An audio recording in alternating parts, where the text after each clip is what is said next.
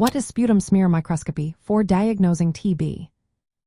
Imagine trying to find tiny bacteria that hide inside mucus you cough up from your lungs.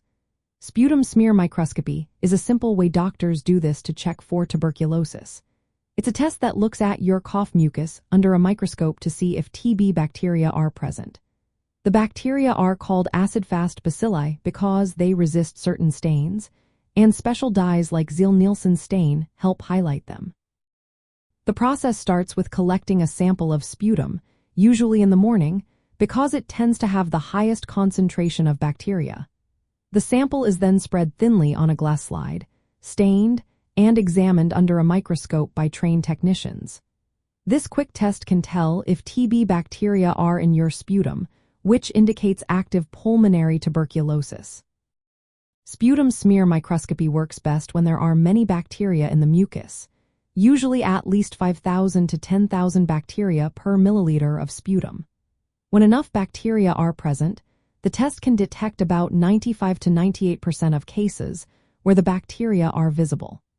This makes it especially useful for identifying people who are highly contagious and need urgent treatment.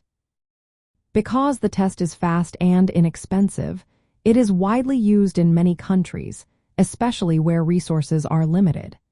It helps public health workers quickly find and treat infectious TB cases, reducing the spread of the disease.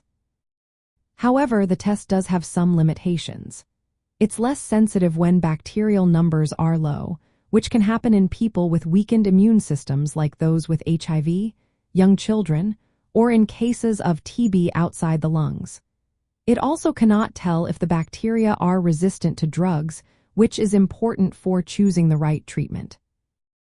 Because of these limitations, newer tests like molecular diagnostics are increasingly used alongside smear microscopy to get a more complete picture.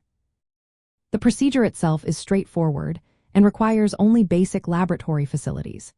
It usually takes a few hours from collecting the sputum to examining the slide.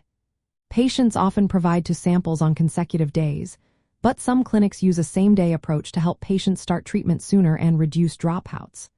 Overall, sputum smear microscopy remains a key tool in diagnosing pulmonary TB because it is simple, quick, and cost-effective.